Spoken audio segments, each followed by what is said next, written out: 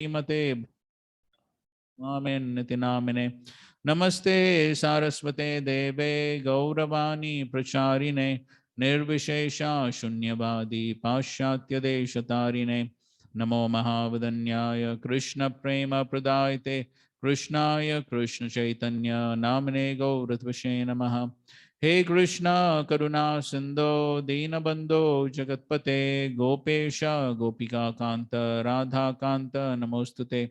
तप्त कांचन गौरांगी राधे वृंदावनेश्वरी वृषभानुसुते देवी प्रणमामि हरिप्रिये।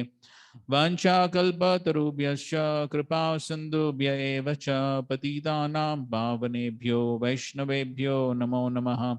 जय श्री कृष्ण चैतन्य प्रभु नित्यानंद श्री अद्वैत गदाधर श्रीवासादि गौरभक्तवृंद। हरे कृष्णा कृष्णा कृष्णा हरे हरे हरे राम राम राम हरे हरे। हरे Krishna. Okay, so welcome everyone. So everyone can tell one point what you studied from yesterday. One point, what you remember. Bolo. Why gratefulness is required and how to develop gratefulness. Okay, so why it is required? Say 1-2 points. Many points were made, but when gratefulness leads to humility, gratefulness leads us to makes us appreciate what we have, so we won't take it casually. Okay, okay, good points. Thank you. Yes, Raga Kripa Bro. No, you tell 1 point. You tell.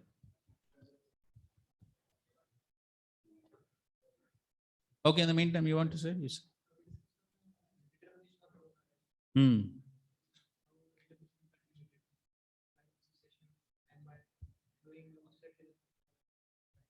Okay, good point. Yes, we discussed about determination. Yes, Ram Sakpur, you remember something?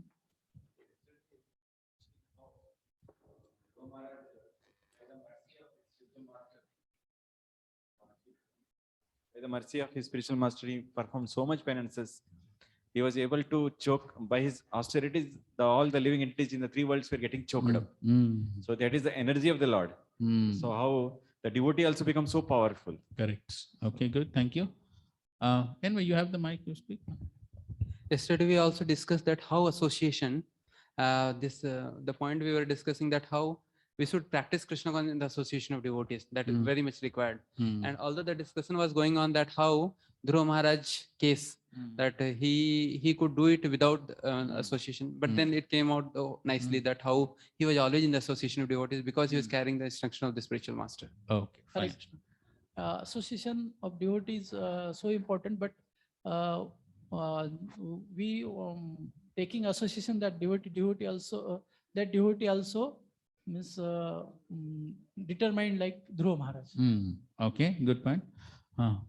We see in the case of Dhruva Maharaj that he got a darshan of the Lord. So even after having darshan of the Lord, what is aspiring for the association of the devotees. Yes. So how association of devotees is the main thing what devotee aspires for, and we are also seeing from the purports that how association of devotees is required for maturing, so that ripe mango and ripened mango. The association of devotees only makes it ripe actually. Correct. Raw mango becomes ripe mango. Right. Good. You want to share any points? Shankaranand Prabhu, Rukmini Prabhu. Can develop gratitude by meditation and association. Okay, good. कुछ बोलना है? नहीं.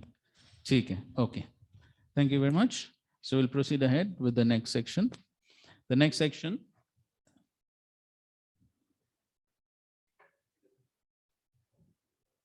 Okay. So we finished till verse number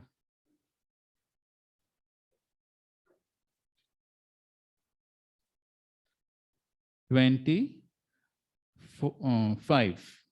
25 we finished. So we'll proceed ahead now. Text 26. Om Namo Bhagavate Vasudevaya.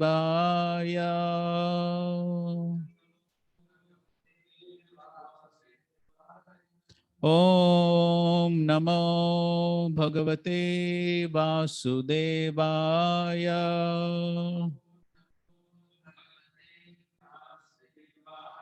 Om Namo Bhagavate Vasudevaya.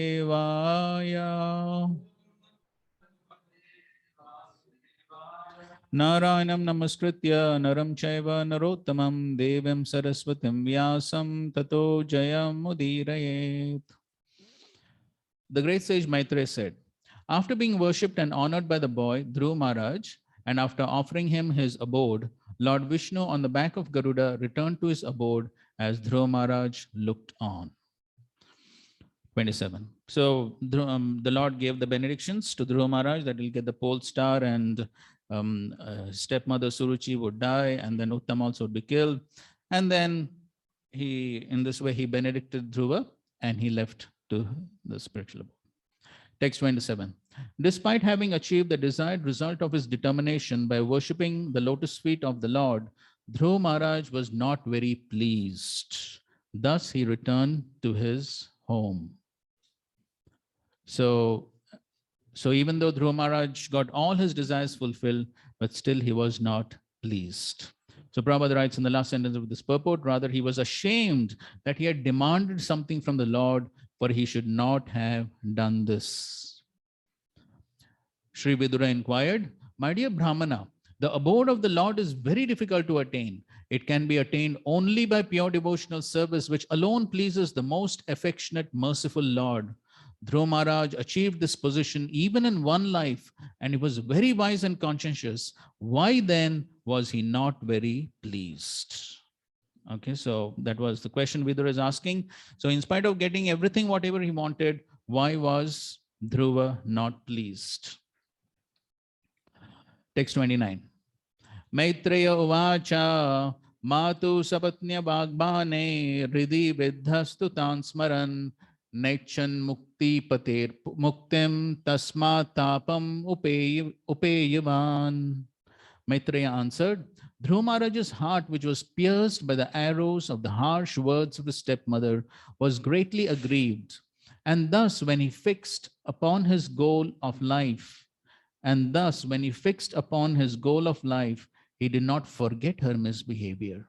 He did not demand actual liberation from this material world, but at the end of his devotional service, when the Supreme Personality of Godhead appeared before him, he was simply ashamed of the material demands he had in his mind. So, Vagbanir. So we had discussed on this point how the words of Suruchi were like sharp arrows which broke the heart and mind of Dhruva, which was like an earthen pot. And so he was remembering those words, and therefore he wanted to get a kingdom greater than his great-grandfather. So, but then later on, he became very much ashamed. Tapam upeyivan. So now he, having realized what I have achieved, what I have desired, so therefore he is undergoing great distress, tapam, because of those material desires with which he approached the Supreme Lord. The Supreme Lord is described as mukti pate. The Lord can give mukti, but Dhruva is thinking, I'm so unfortunate.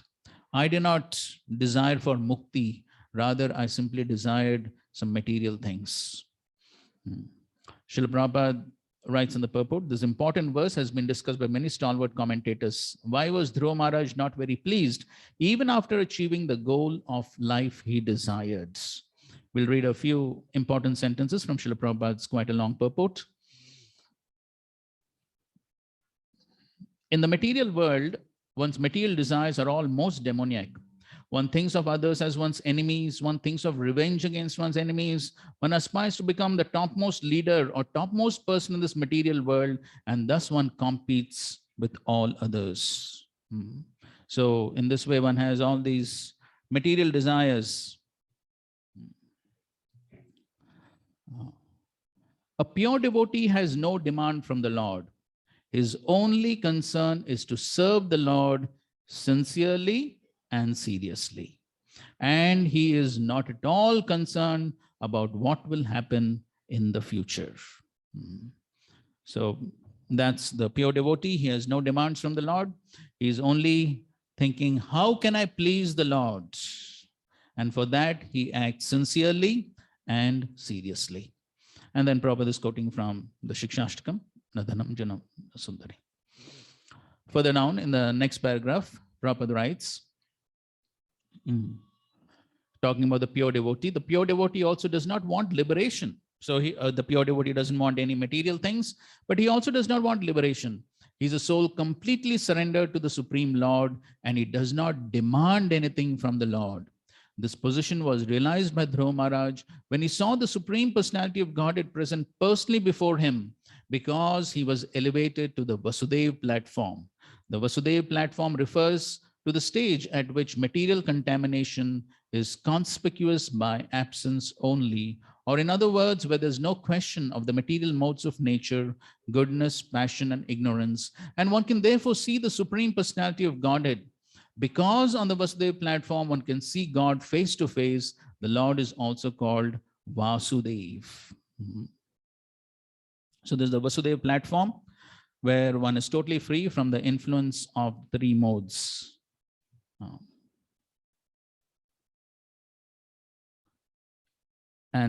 So Dhruva Maharaj achieved that platform, the Vasudeva platform. He's seeing the Supreme Lord face to face.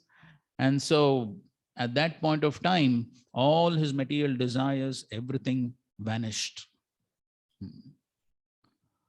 Further down in the next paragraph, Prabhupada writes, although the motive might be impure, the Lord does not consider the motive. He is concerned with the service. But if a devotee has a particular motive, the Lord directly or indirectly knows it. And therefore, he does not leave the devotee's material desires unfulfilled. These are some of the special favors by the Lord to a devotee. So if the devotee has some material desires, so the Lord can fulfill those material desires also, if the Lord is pleased with the service. Dhruva Maharaj was offered Dhruva Loka, a planet that was never resided upon by any conditioned soul. Even Brahma, although the topmost living creature within this universe, was not allowed to enter the Dhruva Loka. So in this way, he achieved a planet greater than even Brahma. Next paragraph. Here in this verse, the Lord is described as Mukti Pati, which means one under whose lotus feet there are all kinds of mukti. And then Prabhupada talks about the 5 types of mukti. And then in the next paragraph, he writes that how the Vaishnava philosophers do not accept Sayujya Mukti to be within the category of Mukti. According to them, Mukti means transferal to the loving service of the Lord from one's position of serving Maya. Lord Chaitanya also says in this connection that the constitutional position of a living entity is to render service to the Lord. That is real Mukti. What's the verse? Swarupena Vyavasthiti. When one is situated in his original position, giving up artificial positions, he is called mukta or liberated.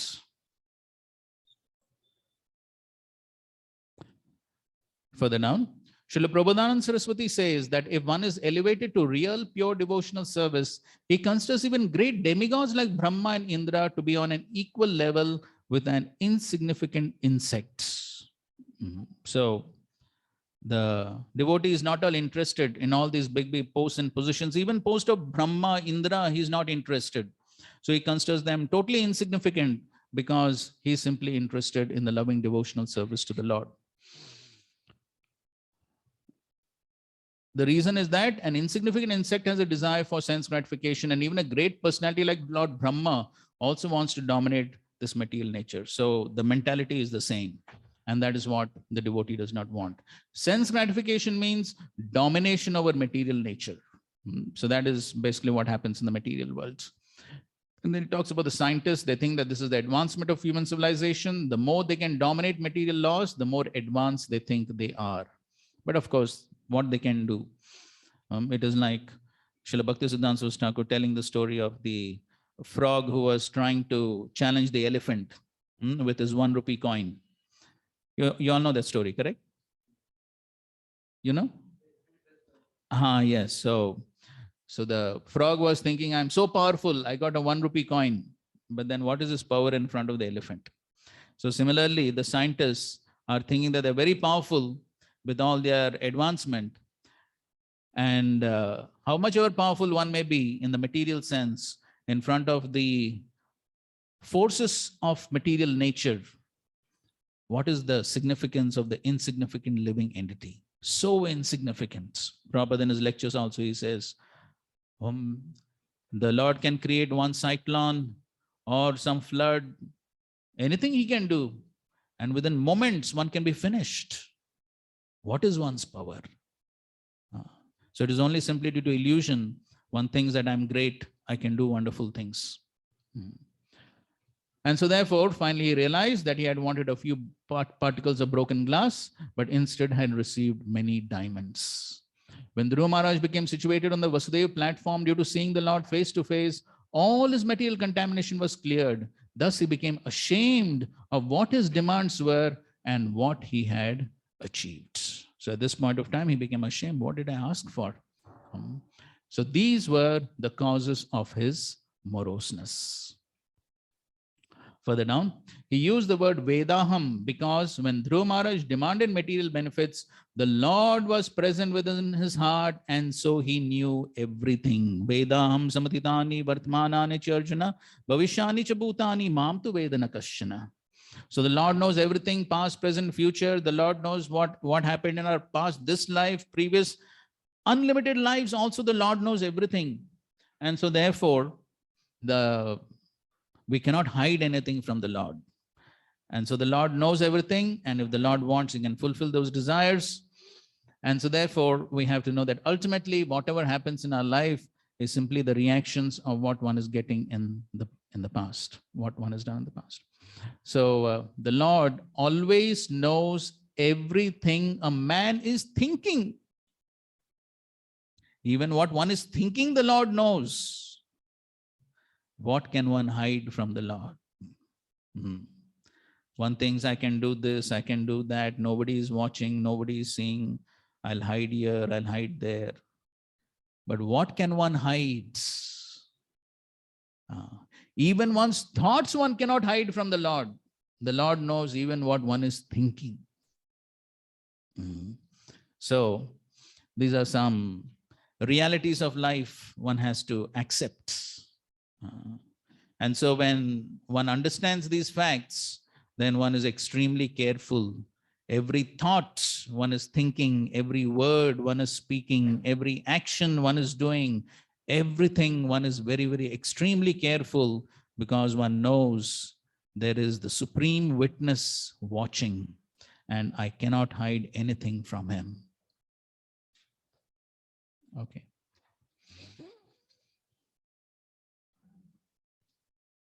Okay, here we have Vishnu Chakra's commentary on the verse. Please read.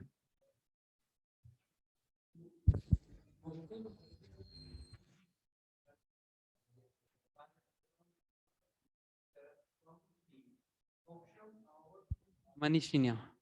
The wise say that the liberation means becoming an associate of the Lord and serving Vishnu. Per Padma Puran, thus mukti or liberation on this verse does not mean merging into the Lord. In verse 9, Dhruva expressed his preference for serving the Lord over Brahman. But then the statement, he did not desire this liberation, is not suitable. It is understood that he desired being an associate of the Lord from his statement in verse 11. This is true. The word smaran, remembering, is the present tense. This indicates that he did not desire the Lord's association while remembering his impure state of experiencing the pain of the arrows of his stepmother's words. He went to Madhuvan and performed austerities with the determination to worship the Lord, with the desire to obtain a place greater than his father or forefathers. Next.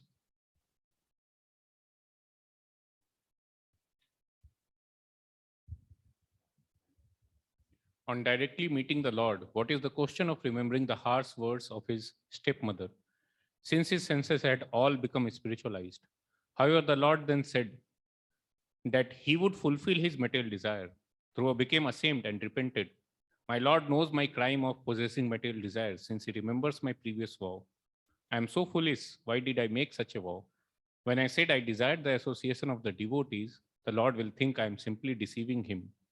Thus, he did not clearly promise to fulfill that desire, but instead promised to fulfill my previous desire. In talking about the future of my brother, he reminded me again of my previous envious nature. Thus, the next 6 verses reveal qualities of same repentance, humility, and disgust. Okay. So this is what Dhruva realized. After he had darshan of the Lord, he came to the purified platform. Then he realized, I committed a crime by possessing all these material desires. And so the Lord, rather than fulfilling the desire to have the association of devotees and have prema, he fulfilled my previous desire of getting a kingdom greater than my forefathers. And then also the desire of taking revenge against his stepmother and stepbrother. So all those desires he fulfilled. And so now Dhruva is greatly lamenting, he's repenting. And so, of course, such repentance is helpful. In the Nectar of Devotion also, Srila Prabhupada speaks about 3 types of vignapti or submission to the Lord. What are they? Anybody remembers? 3 types of vignapti. Samprarthnatmika, Dainabodhika, and Lalsamaya. Good. So the second category is Dainya Bodhika. So Dainya Bodhika prayers are prayers expressing one's humility, one's repentance. So that is one of the type of prayers. And Srila Prabhupada says, yes, that is required, that is essential, that one goes before the Lord and repents for one's past misdeeds, for all the wrong activities, desires one has had in the past. So that type of repentance is essential so that one always remains on the platform of humility, thinking that what was my past? It was not that I dropped from the sky as a pure devotee. I have had so many material desires, so many wrongdoings, so much nonsense have I done. And so in that state of humility, one sincerely repents in front of the Lord. And then that will give one the impetus not to commit those wrong activities again in the future. And also, by that, one can continue to remain in the humble position. And that is why the acharyas show by their own example. They, just like Bhaktivinoda Thakur sings, Amar Jivan Sada Pape Rata, Nahi ko Punyera Lesha. So in like these, by singing such songs, the acharyas are showing through the example that how one can always remain in a humble state of mind, thinking oneself totally insignificant. And thus that creates a conducive platform for going ahead in the practice of devotional service on the platform of true humility. And thus we find that Dhruva Maharaj at this point of time, he is feeling great remorse and great shamefulness for what he desired, and not only just desired, but the Lord agreed to fulfill those material desires, not immediately giving him pure love and the association of pure devotees. And thus he's feeling very humble and disgusted with what he desired. And in that mood, he is speaking the next 6 verses. Dhruva uvacha samadhinaneka bhavena yat padam vidu sanandadaya urdhvaretasaha maseraham shadbiramushya padayosh chayam upedyapagata pritanmati. Dhruva Maharaj thought to himself, to endeavor to be situated in the shade of the lotus feet of the Lord is not an ordinary task, because even the great brahmacharis headed by Sanandana, who practice Ashtanga Yoga in trance, attain the shelter of the Lord's lotus feet only after many, many births. Within 6 months, I achieved the same result, yet due to my thinking differently from the Lord, I fell down from my position. Okay, so Dhruva Maharaj is saying that this position, what I achieved within 6 months, is so rare. It is so rare that even great devotees, Urdhva Retasa, those who are infallible celibates, like Sananda Adaya, So even they could not achieve within just 6 months. Maase Raham Shadbir. But still, I could not get the ultimate result. Why? Because Pritak Mati. Pritak Mati, because my mind was fixed on something else other than the Lord. So it's very important that one's mind is fixed on the lotus feet of the Lord without any deviation, without any other desires. Just like in the third canto of the Srimad Bhagavatam, Lord Kapila is speaking about devotional service mixed with the three modes. So when devotional service is mixed with the three modes, then there are various desires, various qualities that manifest. And there also the similar word is used, bhinnadrik. Bhinnadrik. That means having a separate mentality other than the mentality to achieve the Lord, to please the Lord. And so therefore, one always has to be meditating on this fact. How can I always please the Lord? How can I always please my spiritual master? Srila Prabhupada says in one lecture that at every point of time, one can always be meditating. Before doing anything, before thinking anything, one can always be meditating. If my spiritual master were present right here in front of me, what would he think about my acts? What would he be thinking about my actions if he were present right here in front of me? So that will keep us always on track. Otherwise, the tendency of the mind is to think something separate because of the deep conditionings since time immemorial for sense gratification. And so therefore, the tendency of the mind is pritakmati, to think something other than the Lord and the pleasure of the Lord. But if one is always focusing on this point, how can I always please? Then one can always remain on track. And so therefore, Dhruva Maharaj is lamenting, although I achieved something so great within such a short time, but because of this pritagmati, because of thinking something other than the Lord, therefore I could not achieve the ultimate goal of life. Purport. In this verse, Dhruva Maharaj himself explains the cause of his moroseness. First, he laments that to see the Supreme Personality of Godhead directly is not easy. Even the 4 Kumaras practice yoga system for many, many births and remain in trance before getting the opportunity to see the Supreme Lord face to face.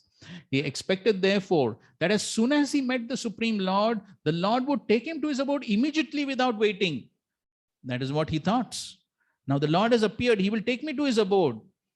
But that didn't happen.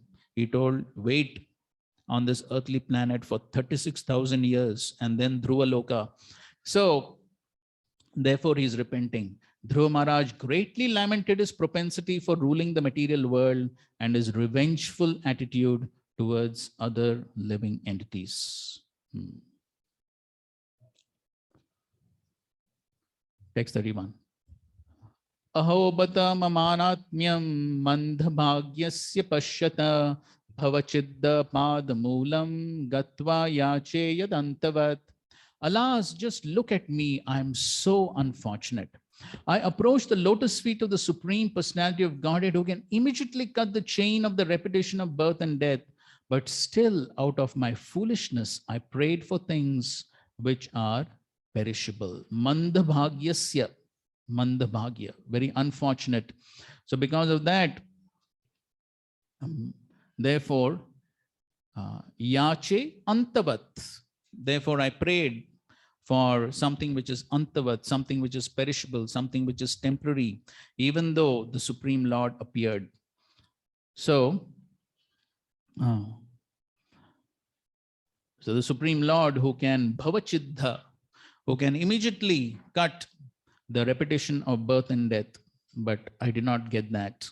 Rather, I got something perishable, something temporary. So Prabhupada writes, the word anatmyam is very significant in this verse. Atma means the soul, and anatmyam means without any conception of the soul. Okay, so the person who's in ignorance, then he gets attracted to all these material things. And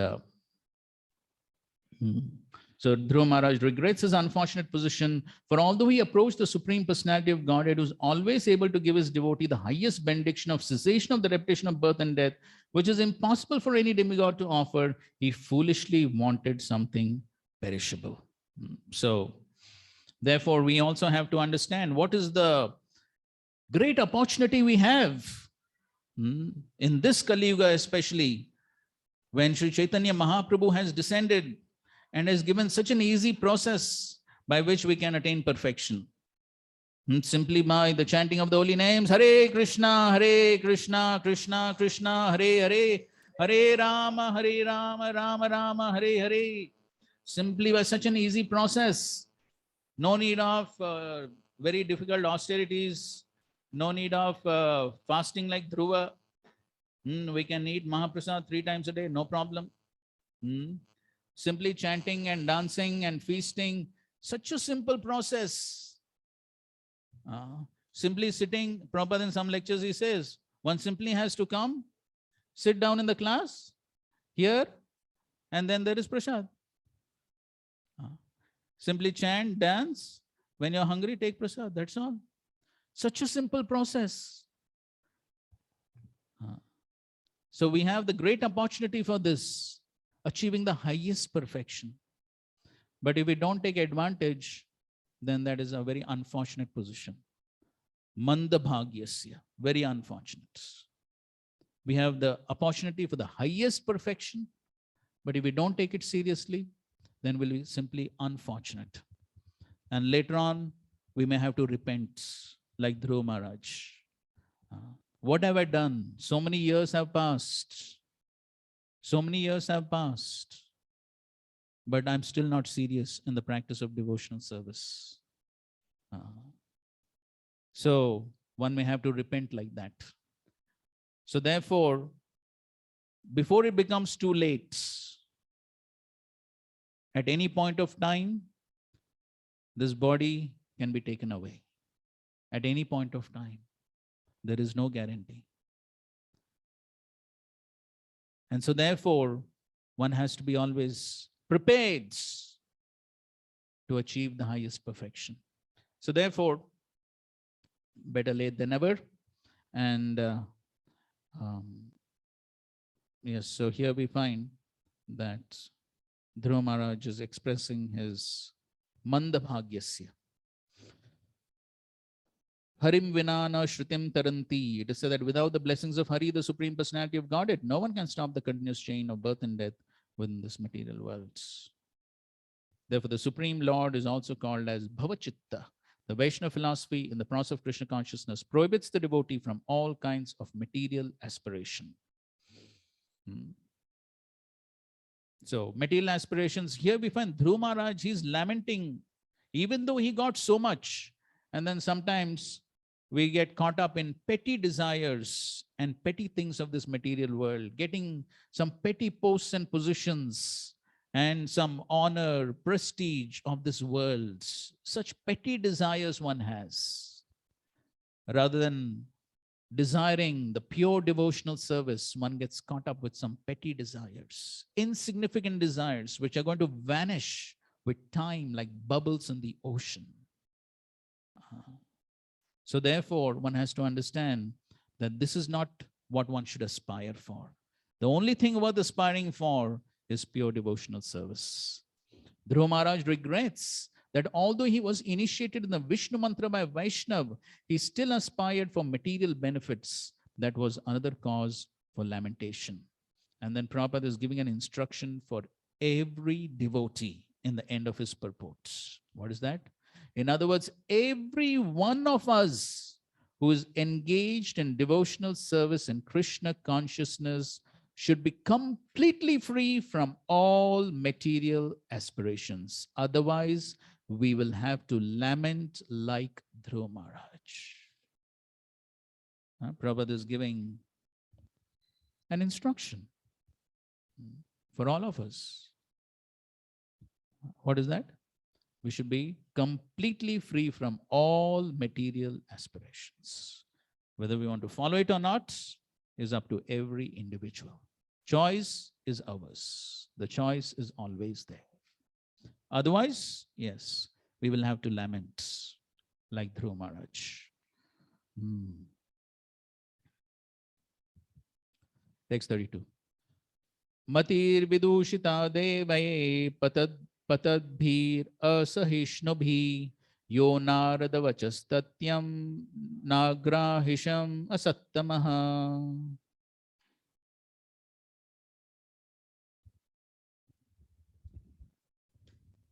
Since all the demigods are situated in the higher planetary system, will have to come down again. They are all envious of my being elevated to Vaikuntha Loka by devotional service. These intolerant demigods have dissipated my intelligence, and only for this reason could I not accept the genuine benediction of the instructions of sage Narad.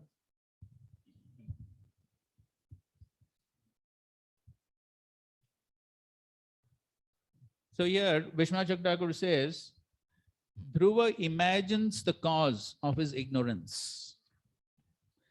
So he's sort of, you could say, imagining, or he's saying probably this may be the cause why I became covered by this ignorance, because maybe the demigods, they are also envious because they cannot go to the spiritual world.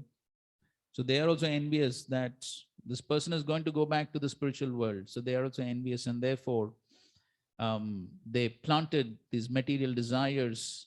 And so therefore they have dissipated my intelligence.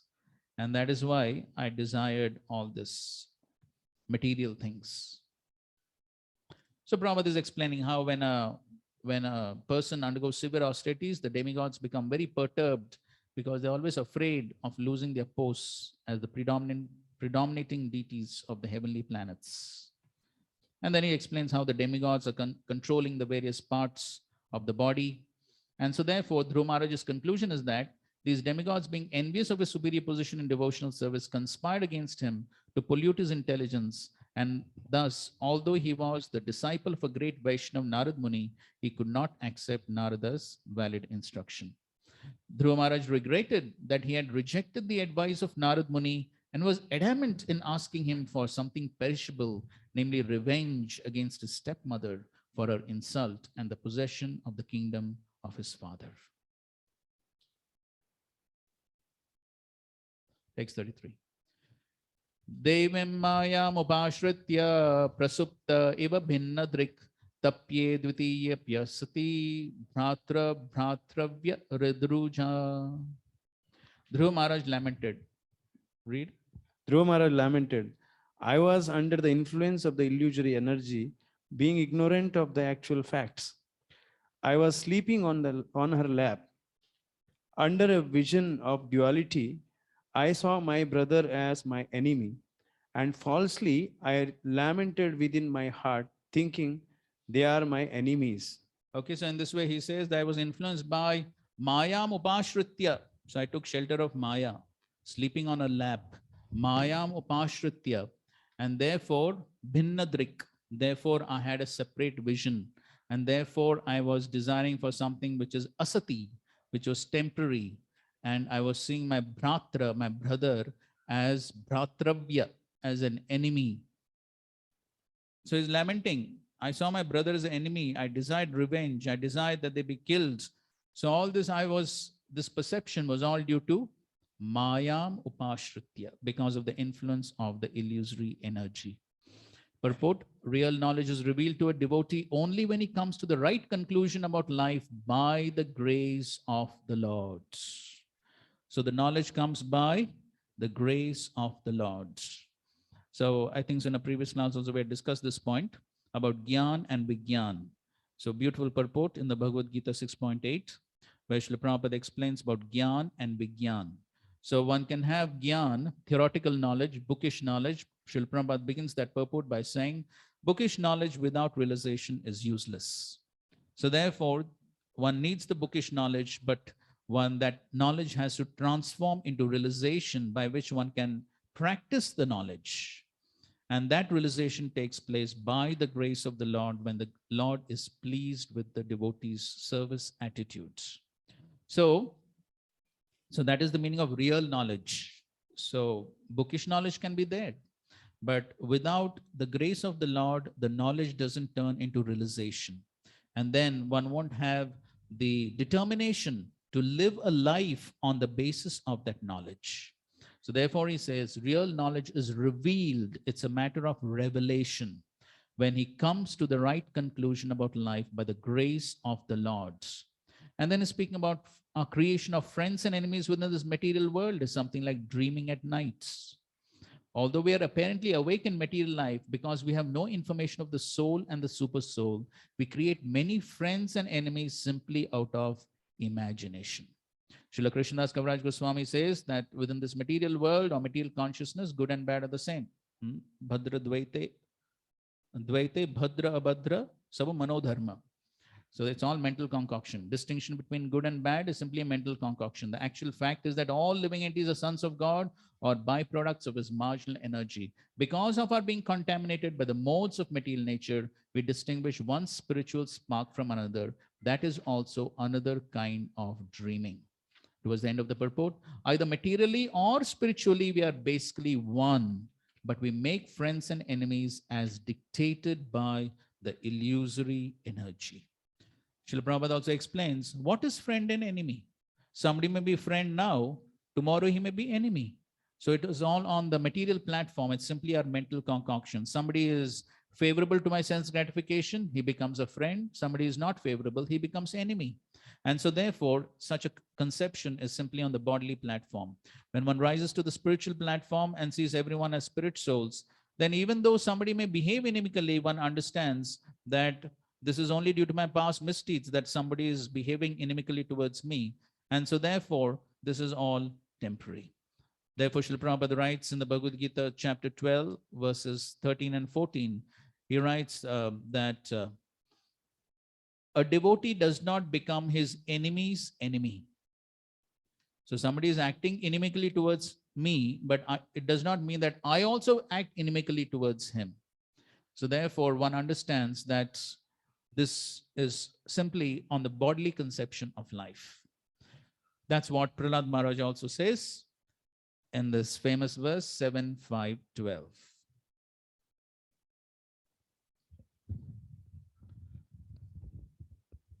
Okay, that's the translation. Please read. When the Supreme Personality of Godhead is pleased with living entity, because of his devotional service, one becomes a Pandita and does not make distinctions between enemies, friends, and himself. Intelligently, he then thinks every one of us is an eternal servant of God, and therefore we are not different from one another. Purport. When Prahlad Maharaj's teachers and demonic father asked him how his intelligence had been polluted, Prahlad Maharaj said, as far as I am concerned, my intelligence has not been polluted.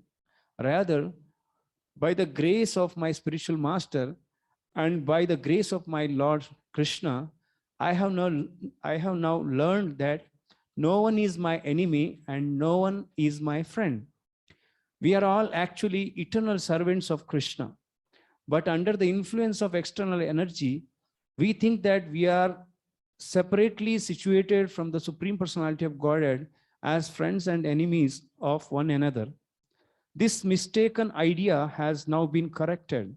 And therefore, unlike ordinary human beings, I no longer think that I am God and that others are my friends and enemies.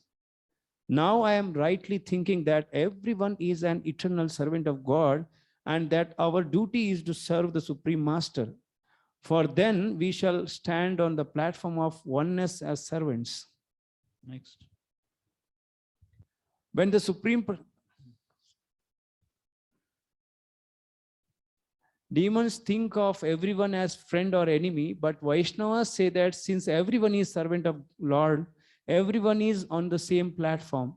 Therefore, a Vaishnava treats other living entities neither as friends nor as enemies, but instead tries to spread Krishna consciousness, teaching everyone that we are all one as servants of the Supreme Lord, but are uselessly wasting our valuable lives by creating nations, communities, and other groups of friends and enemies. Everyone should come to the platform of Krishna consciousness and thus feel oneness as servant of Lord. Although there are 84 lakhs of species of life, A Vaishnava feels this oneness. The Ishopanishad advises Ekatvam Anupashyataha. A devotee should see the Supreme Personality of Godhead to be situated in everyone's heart and should also see every living entity as an eternal servant of the Lord. This vision is called Ekatvam, oneness. Although there is relationship of master and servant, both master and servant are one because of their spiritual identity. This is also Ekatvam. Thus, the conception of Ekatvam for the Vaishnava is different from that of the Mayavadi.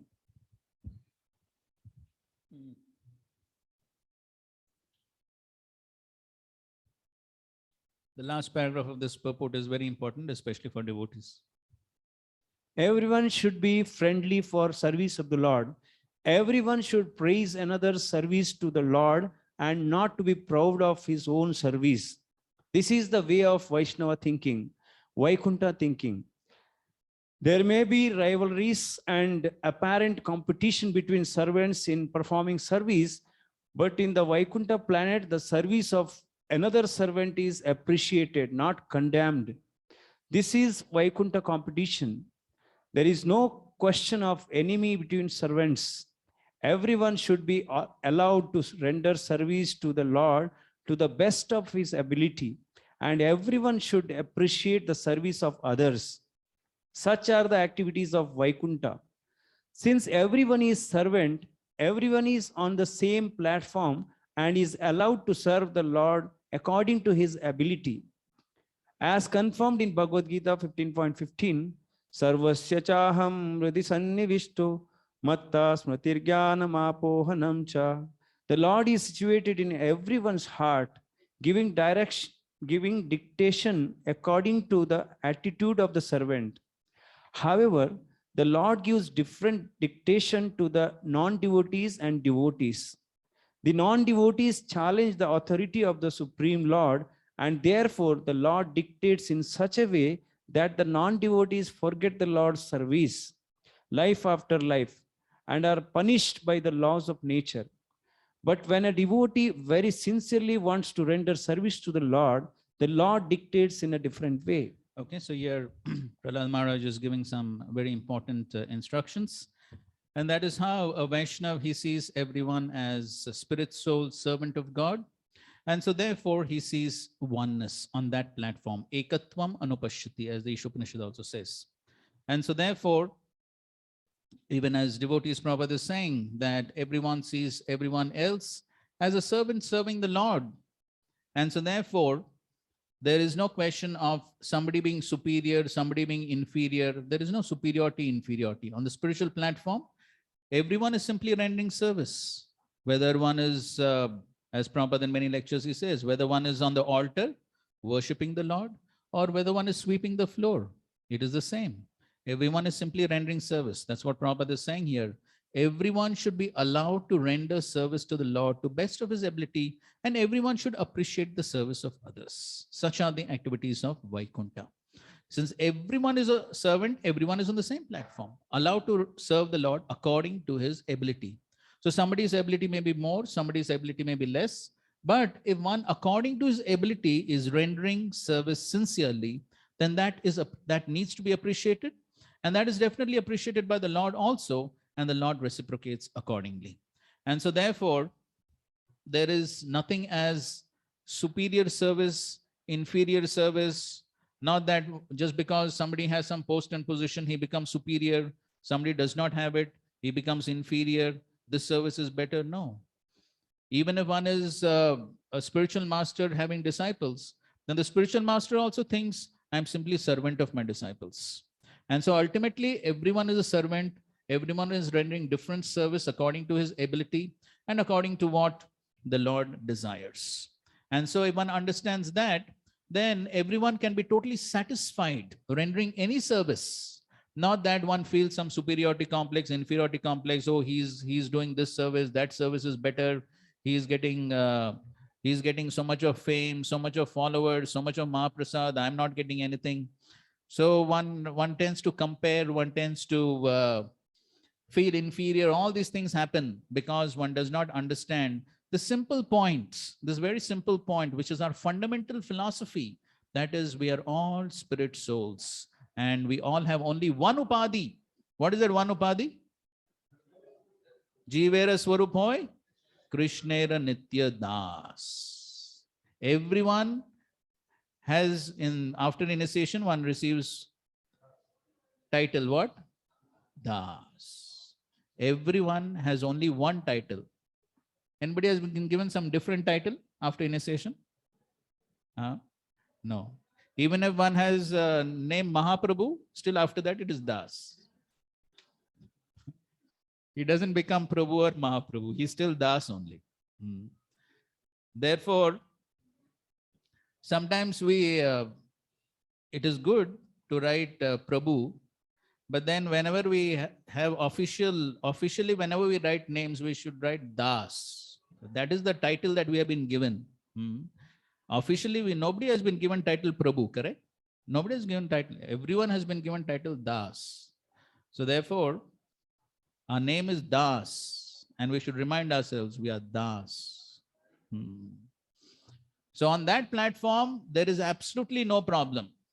Absolutely no problem. Everyone does a service and is content with that service that has been given, and he appreciates other service. So then everyone can be satisfied. Nobody is superior, nobody is inferior. Okay. So, and then Prabhupada says, then when one has this right attitudes, then the Lord dictates accordingly. So as far as the non-devotees are concerned, the Lord dictates in such a way that they forget the Lord. Prabhupada in one lecture, he says that by the grace of the Lord, the non-devotees write volumes of books so that they forget his existence. So that ability to write volumes of books denying the existence of the Lord, that intelligence also is given by the Lord.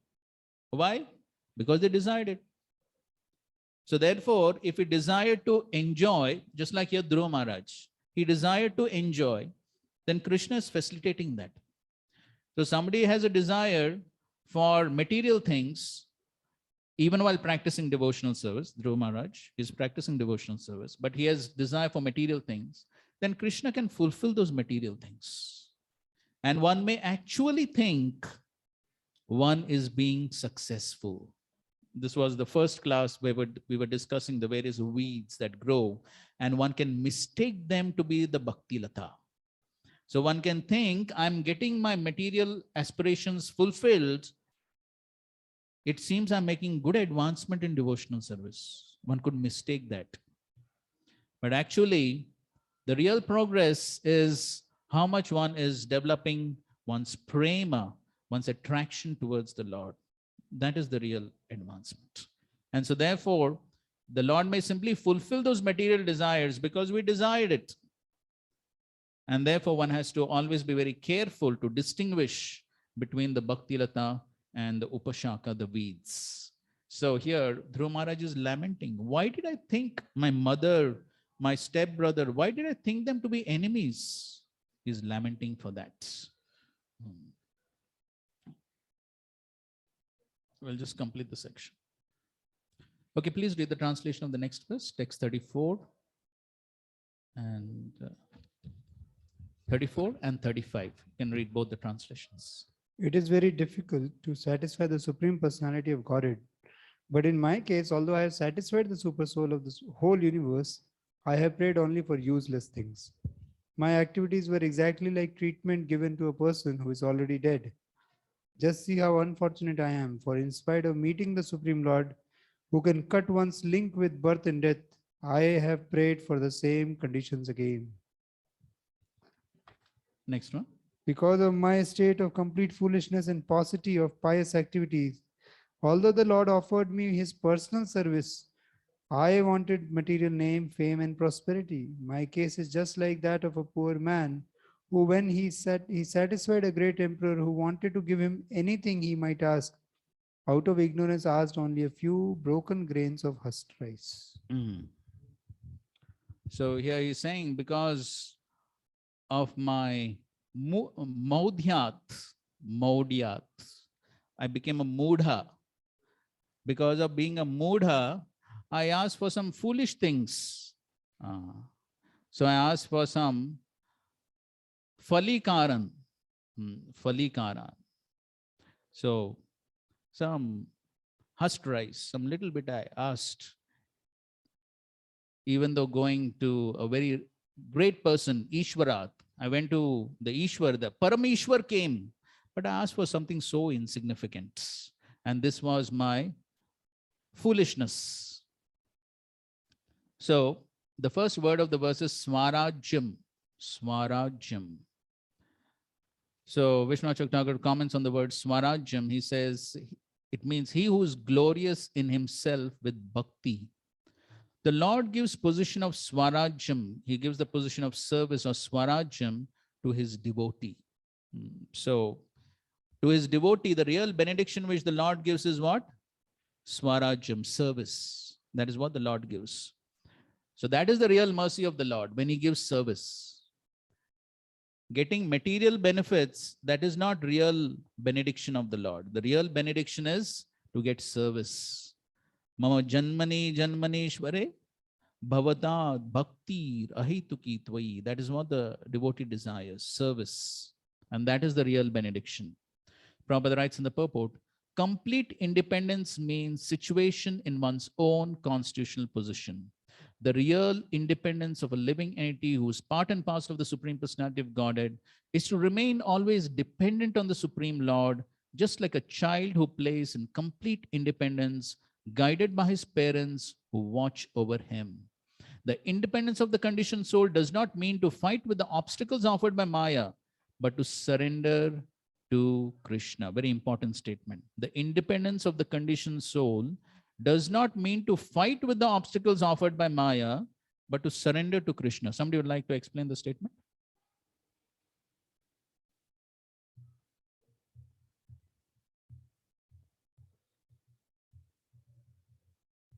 Your realizations on the statements?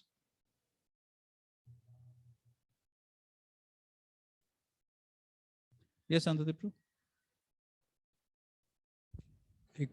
Harish Haripu shared that pastime of Prabhupada on the sparrow was trying to make a nest, and then every time was foiled in her endeavor by Harish Haripu by pulling out that nest, and finally plugged in with paper.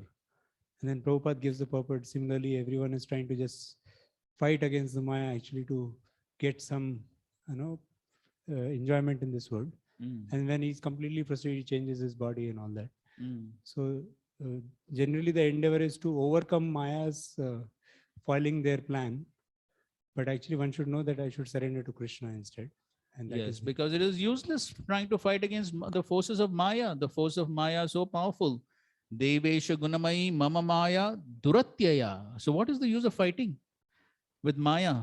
So therefore, Prabhupada says what the scientists are doing. The scientists are simply trying to overcome Maya by trying to create some comfortable situation in the material world. That is what the scientists are trying to do. But what comfortable situation one can create in this material world? Just impossible. So therefore, it's useless to fight with Maya. Rather, surrender. Ma me vaye prapadyante maya metam. It's not within my power to fight with Maya. Only when Krishna helps, then only it is possible. Then that is real independence. Then one can be actually independent by surrendering to Krishna. So Srila Prabhupada says, when one has surrendered, just like a small child, the small child is sleeping on the lap of the mother, totally peaceful. No anxiety. Why? Because the child knows. I take shelter of my mother gives me full protection. Of course, then Srila Prabhupada says, but in Kali Yuga, situation is so degraded, even the same mother is killing the child in the womb. That is the degradation of Kali. But in general, the child takes shelter of the mother and is totally peaceful. So similarly, when one understands it's not within my power to fight against Maya, it's not within my power. What I have to do is surrender. So by surrendering to Krishna, by following Krishna's process, then one can actually be independent. The more one surrenders, the more independence one gains. The example is of Narad Muni, who's totally surrendered. Therefore, he has full independence. Why he gets more independence? Because Krishna knows that this person will not misuse his independence. So just like in the material world also, Prabhupada gives the example of children. Very naughty child, his independence is taken away. But more obedient child is given more independence. He is given more responsibility. So in the same way, the more one is surrendered to the Lord, more one is dependent on the Lord, the more one gets independence. Because the Lord knows he won't misuse the independence. In the material world, everyone is trying to become completely independent simply by fighting against the obstacles offered by Maya. This is called the struggle for existence. Real independence is to be reinstated in the service of the Lord. Anyone who goes to the Vaikuntha planets or Golok Vrindavan planet is freely offering his service to the Lord. That is complete independence. Just contrary to this is material overlordship, which we wrongly take to be independence. So one thinks, I can do whatever I like. I'm independent. The materialistic person thinks, I can drink, I can smoke, I can do whatever I like. I'm independent. Is he independent? No. He's controlled by the mind and senses and is bound by the three modes. The three modes have tied him and they're making him dance. He's imagining himself to be independent, but actually he's not independent. So the real independence is to declare one's dependence on God. Towards the end of the purport, the conclusion is that anyone who's engaged in the loving service of the Lord should never ask for material prosperity from the Lord. The awarding of material prosperity simply depends on the stringent rules and regulations of the external energy. Pure devotees ask the Lord only for the privilege of serving him. Beautiful statement. Pure devotees only ask for the privilege of serving him. So the opportunity to serve the Lord is what? Privilege.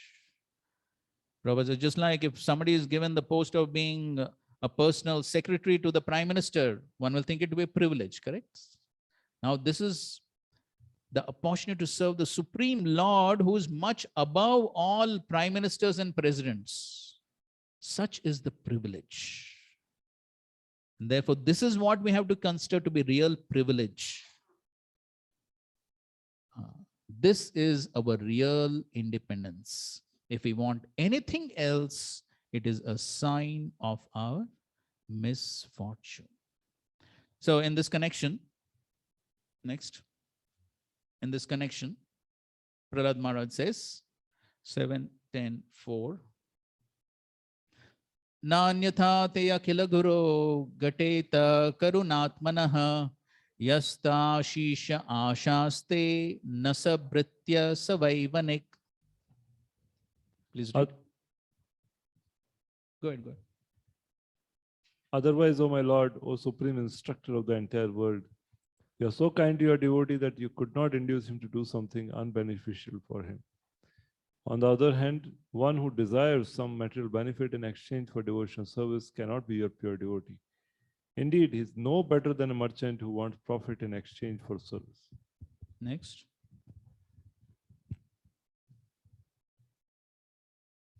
Part of the purport. Unless one is pious, one cannot approach the Supreme Personality of Godhead. However, although a pious man may receive some material benefit, one who is concerned with material benefits cannot be a pure devotee. When a pure devotee receives material opulences, this is not because of his pious activity, but for the service of the Lord. When one engages in devotional service, one is automatically pious.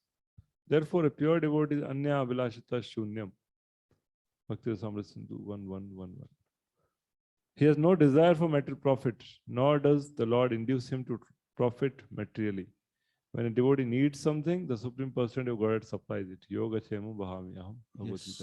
So the devotee is dependent on the Lord and the Lord supplies. Okay, and in the next verse, next,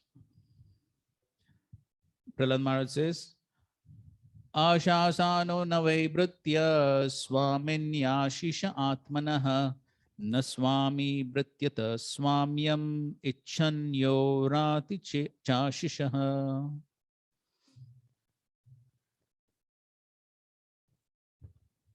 A servant who desires material profits from his master is certainly not a qualified servant or a pure devotee.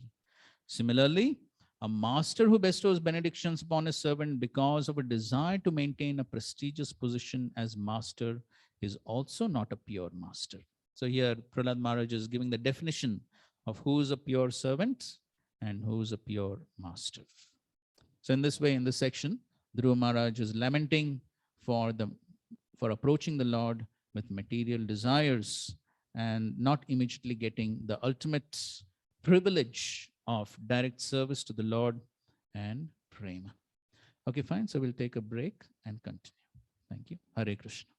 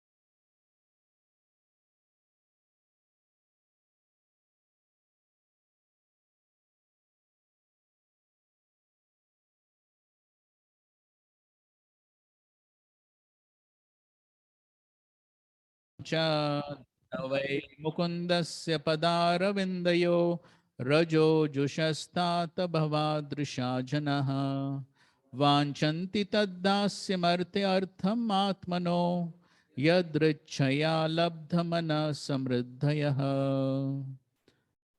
The great sage Maitreya continued, My dear Vidura, persons like you who are pure devotees of the lotus feet of Mukunda, the Supreme Personality of Godhead who can offer liberation, and who always attached to the honey of his lotus feet are always satisfied in serving at the lotus feet of the Lord. In any condition of life, such persons remain satisfied, and thus they never ask the Lord for material prosperity. In this way, Maitreya is glorifying Vidura, who's a pure devotee, and so therefore, because he simply attached Mukundasya Padara Vindaya, so they are simply eager to taste the Raja Jushaha, the dust of the lotus feet of the Supreme Lord. And so therefore, they don't desire anything else except the service of the Lord. Vanchanti tad dasyam. So the only thing they desire is dasyam. And as far as other things are concerned, yadrichaya labda mana samriddhaya. So they are whatever yadrichaya, whatever comes of its own accord, they are satisfied with that. And mana samriddhaya, quite an interesting word. So in the word to word meaning, Prabhupada says, considering themselves very rich, samriddha. So what is the real richness? Yes, the service to the Lord. That's the real richness. Others Prabhupada says in his lectures, the poor man is also poor, the rich man is also poor in this material world. Nobody is actually rich unless one has the devotional service to the Lord. So therefore, Prabhupada condemns the Daridra Narayan Seva. So he says that they're thinking that these are poor people, therefore we need to serve them. But actually, poor are also poor, rich are also poor. Why only serve the poor? And why only the poor have Narayan? The rich don't have Narayan? So therefore, these are all misconceptions. The real samriddhi is the dasyam, the service to the Lord. That is the real samriddhi. And therefore, when a devotee has that, the service to the Lord, he considers himself to be rich, and therefore he's satisfied. Materially speaking, whatever comes of its own accord, yadrichaya, he's satisfied with that. So, Prabhupada writes in his purport, when one knows these things perfectly, he is always satisfied. The pure devotee never hankers after any kind of material prosperity. Then he speaks about the karmis, jnanis, yogis. He is satisfied in any condition of life as long as he is constantly engaged in the service of the Lord. The Lord's feet are compared to the lotus, where there is saffron dust. A devotee is always engaged in drinking the honey from the lotus feet of the Lord. Unless one is freed from all material desires, he cannot actually taste the honey from the Lord's lotus feet. Unless one is freed from material desires, one cannot taste the honey. So one has to decide what one wants. One wants the honey from the Lord's lotus feet, or one wants material things, one of the two. If one wants material things, one cannot get that honey. So the choice is ours. What do we want?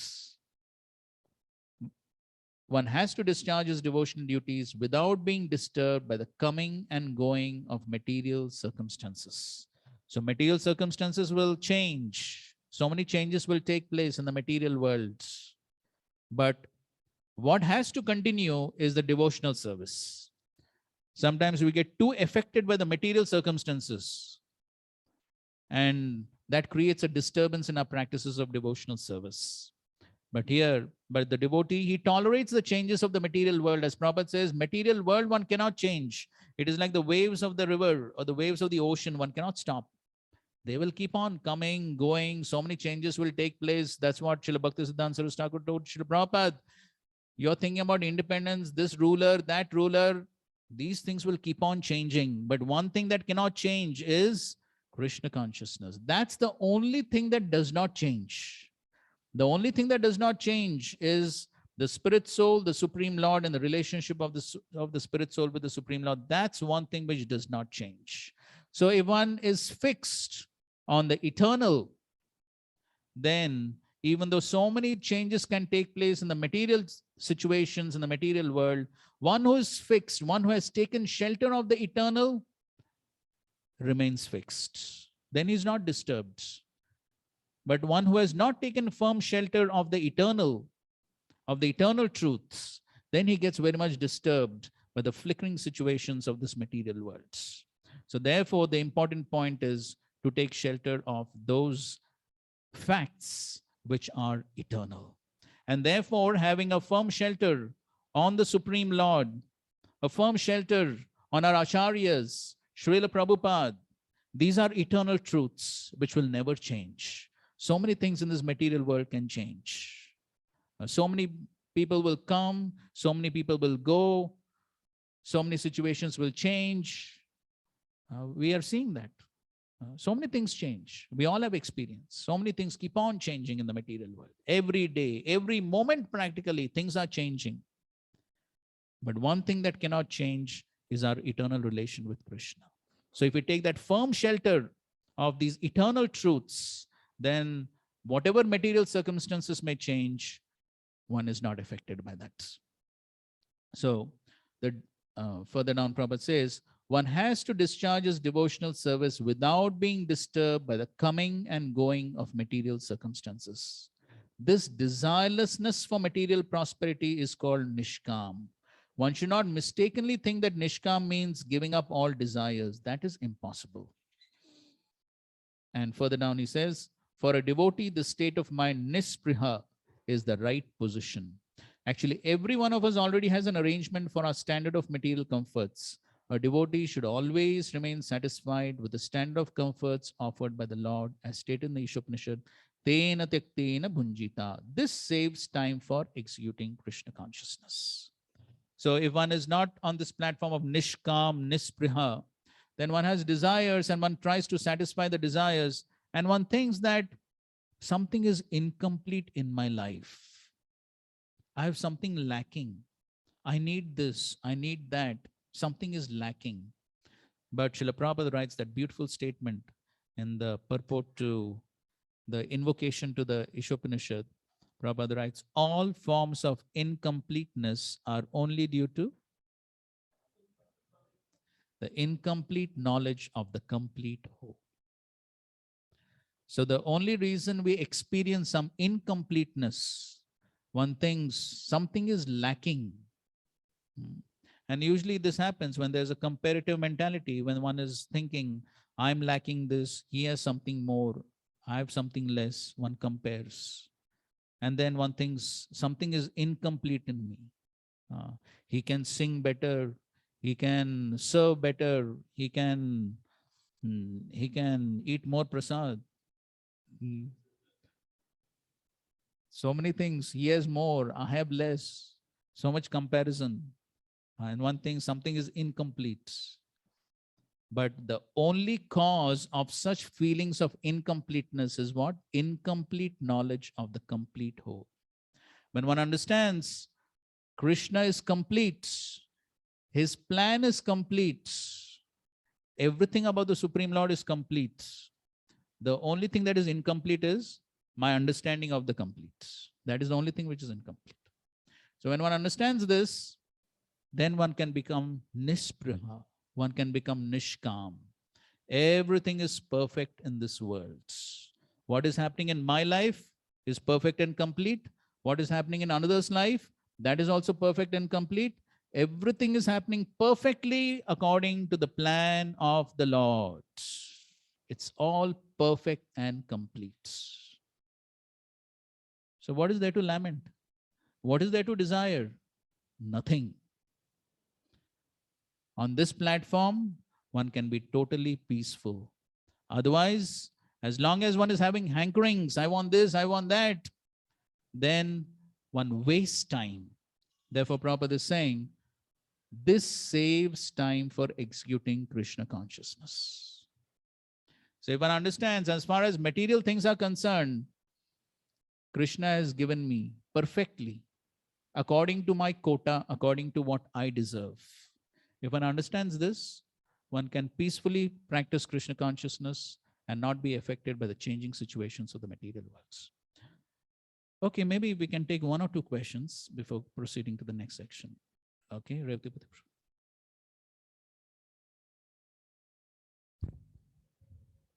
Hare Krishna. This is like from the beginning when we started only. So Prabhupada wrote in the purport that although the motive was not pure, but Krishna is concerned with the service, not the motive. But this is something apparently not matching with what we hear, that Bhavagrahi Janardhanam, Krishna is more concerned with the Bhava. And in the case of Putana, we see that service was not the exact thing, but she has some desire to feed milk. So Krishna kind of took that.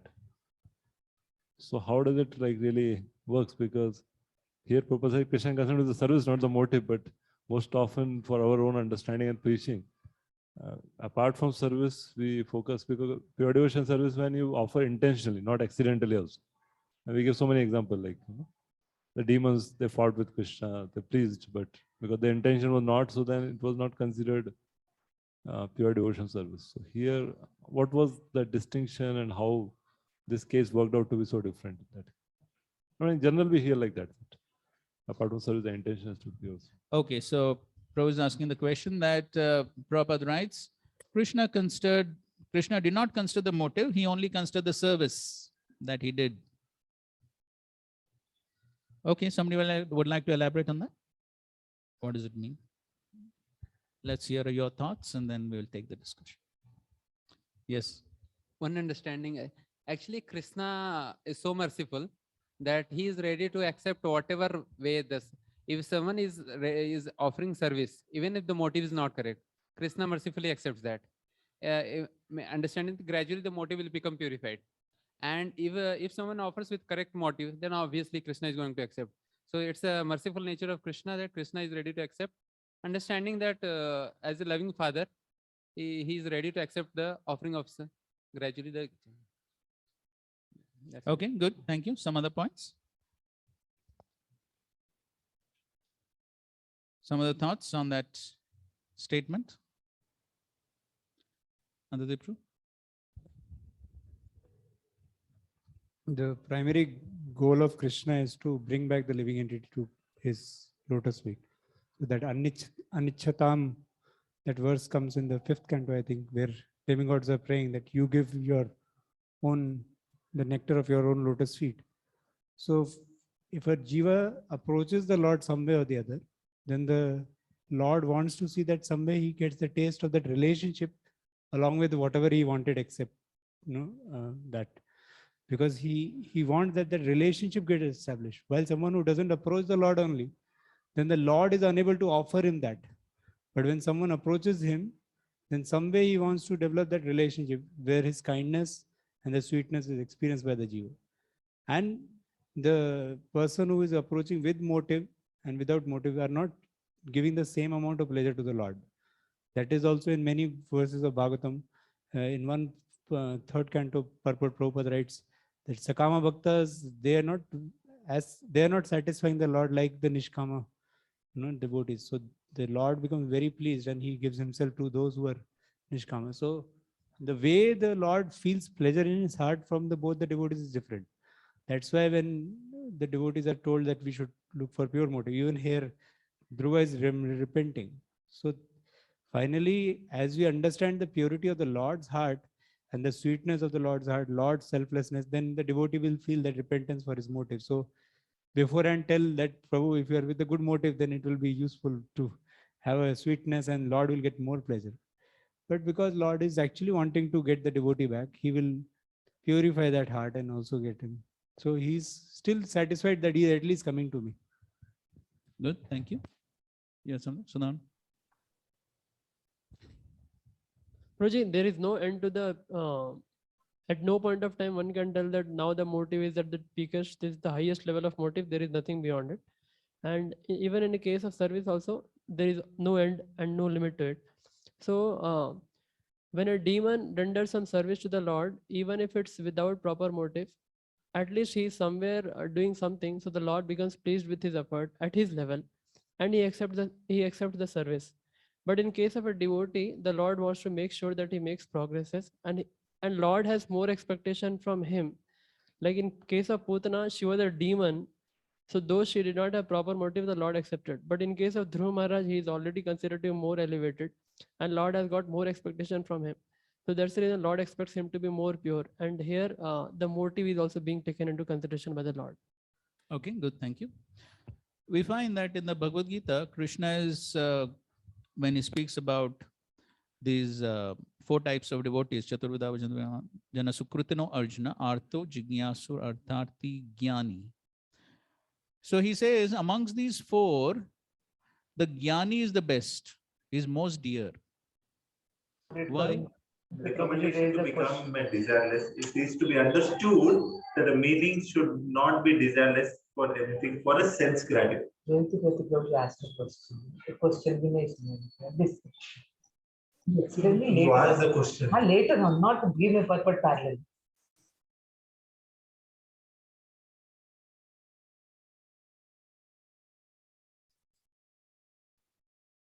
Okay, so that's mixed devotional service. There's some disturbance. So that's how, even though the Lord appreciates, so the Lord says so the Jnani is the most dear. Why? Because he has no desires. Therefore, he is most dear. But as far as the remaining three are concerned, the Lord says still they are also dear. They are udaradi. They are also magnanimous because at least they're coming to me. And so there are different levels. Ultimately, the Lord wants, and if you go to the 12th chapter, you find such a big variety and such a big range of devotional service which the Lord is ready to accept. Right? In that entire section between 8 to 12 of the 12th chapter, Krishna is saying, okay, if you're not at the topmost platform where your mind can be totally fixed on me, then follow the regulative principles. If that is also not possible, do some work for me. If that is also not possible, somehow sacrifice the fruits of activities, do something and get connected to me. That is how the Lord is giving every jiva a chance to somehow get connected to Krishna and get purified ultimately. And in all those verses, Krishna says, ultimately he'll come to me. In all those verses.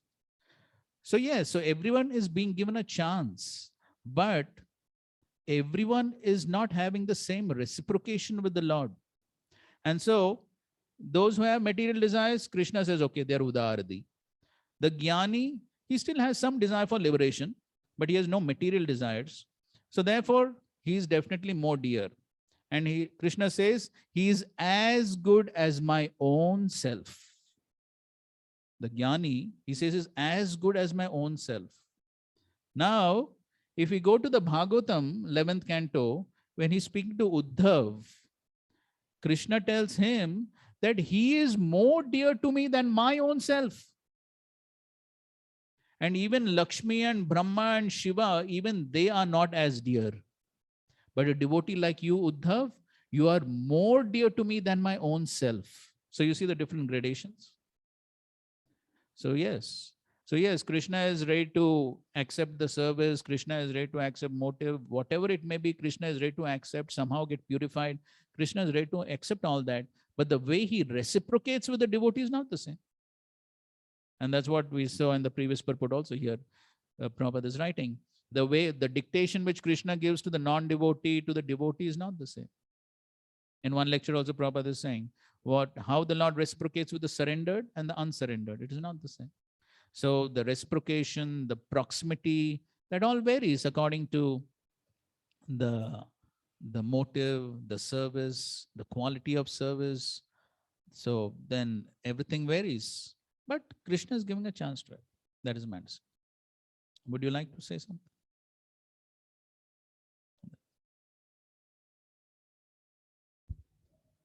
So basically the statement is in context of like Dhruv Maharaj rendering service although the motive was impure. It's not like an absolute thing. There are variations in that. Yes. We saw that heavy emphasis, our Dhruv Maharaj feeling lamentation, and then we discussed about that.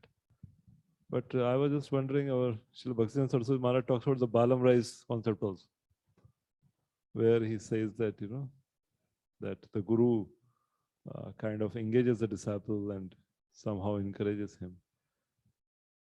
So, and where do we find a balance, or how do we kind of transit from one to another? Because it's easy to read, it's easy to even like kind of discuss, but when it comes to practice of not being attached to service or being, satisfied, it really, it takes certain degree of, or rather a large degree of advancement to really relate to that and be satisfied. Because here we see that at times the issues about I want to do this particular service in this way only and only, and this is all like direct service to the Lord, sometimes your deities directly. So then it becomes really ununderstandable that how do we service, a person feels I'm doing it to please only, and at the same time it's causing some kind of upheaval at some level.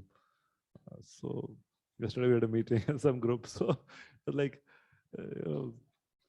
somebody's expert, he or she want to do something, and at the same time there are other challenges that are created, so it becomes difficult how to manage that, how to deal with that when an individual feels this is what best I'm doing it for the Lord only, but at the same time others don't perceive it that way. So how to really resolve that?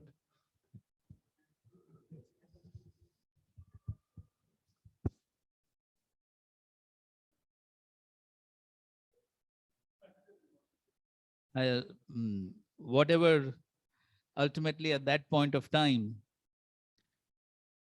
these things are, in my understanding, very, very dynamic. And so much depends on the person, the service, the track record, the intentions, motivation. So many factors come into play. And as you rightly said, that things could become very confusing, very bewildering, and there may not be mathematical equations to come up with an exact solution to such varying problems. My understanding is therefore that so much depends in such situations on how the super soul inspires us to come to the right decision. The best example in this connection is how Arjuna dealt with Ashwatthama. Very complicated situation, correct? All pure devotees, absolutely pure devotees. Krishna himself is present, yet there are varied instructions. And Arjuna had to please everyone. Such a difficult situation. So there we know It's mentioned, and Srila Prabhupada explains that so Arjuna had to use his own intelligence and come up with a decision. But because Arjuna was surrendered to Krishna, Krishna also gave him the intelligence to come to the right decision in such a conflicting situation. And so in such situations, that is the only solace. And therefore, at that time, in such situations, therefore, then when things go totally beyond our limited material intelligence, then it gives us a chance, a scope to take full shelter of the Lord and pray to the Lord. My dear Lord, I'm helpless. I cannot figure out. So please, only you can help. So that is the only way in which we can, I think so Krishna creates such situations so that we increase our intensity of surrender. Otherwise, if everything simply works so easily according to our own intelligence, capabilities, experience, if everything can be figured out so simply, and we become so expert in these things over a period of time, but then when such situations come, when everything looks so bewildering, then we are actually given an opportunity to actually take full shelter of the Lord. I'm sure many of us may have heard that pastime or an incident of the devotee cooking on Ekadashi. How many have heard this incident told by His Holiness Radha Maharaj in a lecture? It was an Ekadashi. There was a big feast. Anybody heard? No? Okay. This is very interesting. And hopefully it will answer your question. So it was a festival in the US, and hundreds of devotees, so many Prabhupada disciples, sannyasis. So big festival, 3-4 days festival. One of the days happened to be an Ekadashi. So on that Ekadashi, they were cooking a huge quantity of Ekadashi sabji. And so there was a main cook who was cooking. There was an assistant who was helping him. So in between, the cook had to go out for getting something. So he told the assistant that please stir the sabji so it doesn't get burnt. So as he was stirring, and he was looking at the sabji, and he was thinking, this sabji looks very bland. You know, Ekadashi sabji, not much spice, no color, no haldi, no color. Looks very bland, right? Very colorless. You think not only taste should be good, the sabji should also look good, should look good. Even in every aspect, prasad should look good, taste good, feel good, everything should be good. So I was thinking, this is looking very bland. So he went to the refrigerator. He opened the refrigerator and he saw huge quantity of peas, green peas, so colorful, green peas. He was very happy. So he took the bag of green peas, he put it in the sabji. And it looked so colorful. He was so happy. Wow, this is great. Now devotees will be so happy. So the main cook came back. And he said, he looked at the sabji. What is this? The assistant said, peas. The main cook said, peas.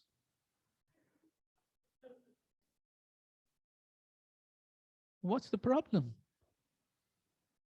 Said, don't you know this is Ekadashi?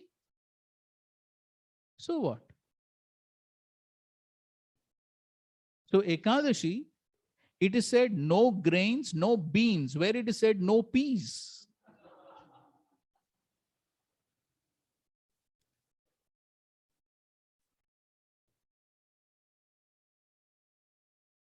He was totally frustrated. What to do now? Very soon the serving time is going to come. There's no time to cook another sabji. So what to do? So he went to some of the senior devotees and said, what to do? They said, your problem, you deal with it, not our problem. And so finally, when the prasadam serving time came and the sabji was being served, so before the serving took place, he took the mic and he announced that we have a humble request. As the sabji is being served, we request you to please remove the peas before eating the sabji.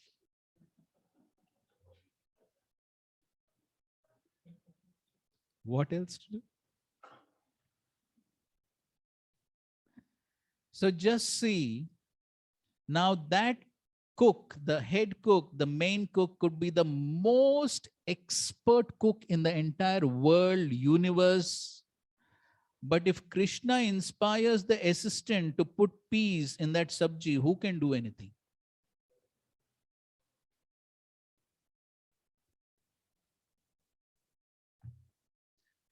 Where is the scope? Where is the role of our expertise?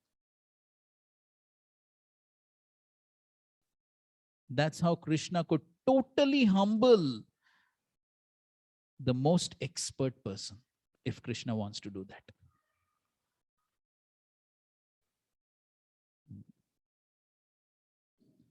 And there are enough examples of that.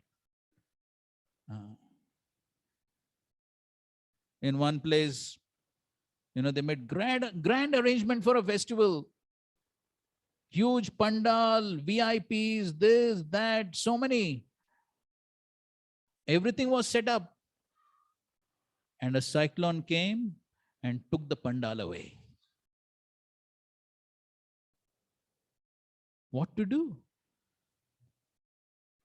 Nothing can be done. How much ever we may scratch our heads and break our brains, what can be done?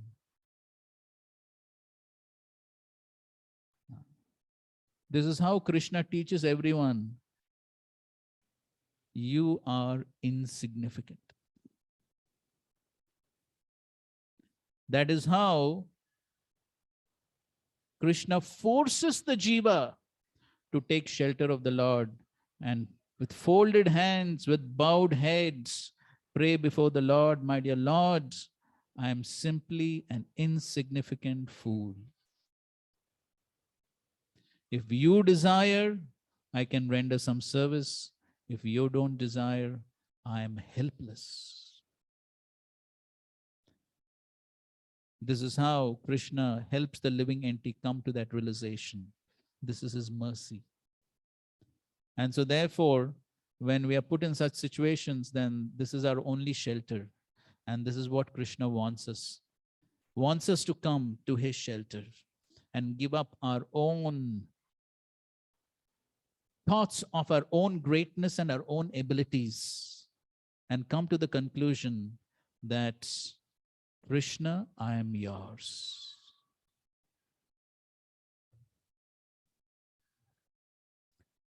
That's my small understanding. I'm sure you have much better realizations on the topic, but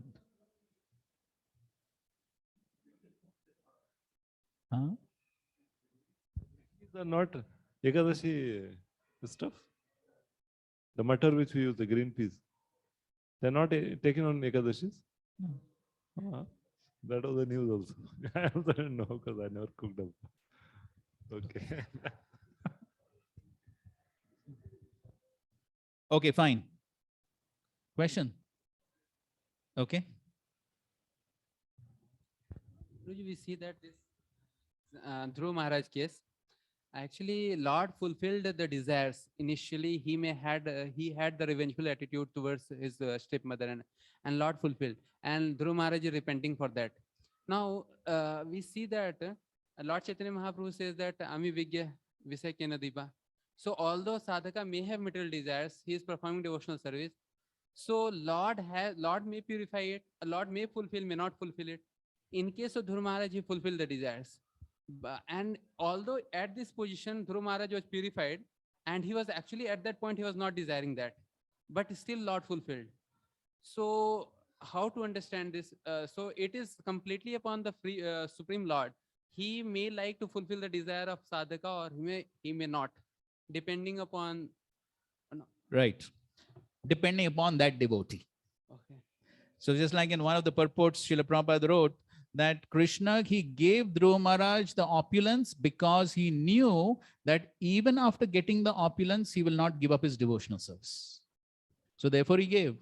And sometimes, yes, yaham anugrinami harishetadhanam shanai. So this is also Krishna's mercy. That is also Krishna's mercy. How Krishna will reciprocate with this devotee, how he'll reciprocate with that devotee, and how he'll reciprocate with that devotee. It is totally Krishna's prerogative and Krishna's independence. But one thing we have to be convinced, and that is Suradam Sarvabhutanam. So we have that faith and conviction that whatever Krishna is doing in everyone's life is for the best benefit of that jiva. And what is the best benefit of that jiva? Krishna knows best, and he deals with accordingly. Right. Okay. Okay. Ruji, how do we know what is the difference between a desire and a motive? Why I'm asking, like sometimes intellectually we may get we may fight it out. Some desire came and then we say, I don't want it. But like one acts by one's modes almost inadvertently. So when one is doing an action, whether it is motivated from pure devotional service or from the desire which apparently came, intellectually one may have debated and discussed on that point in the mind only. He may have just fought it out. But when one is acting, in what spirit is acting, how the motive gets defined.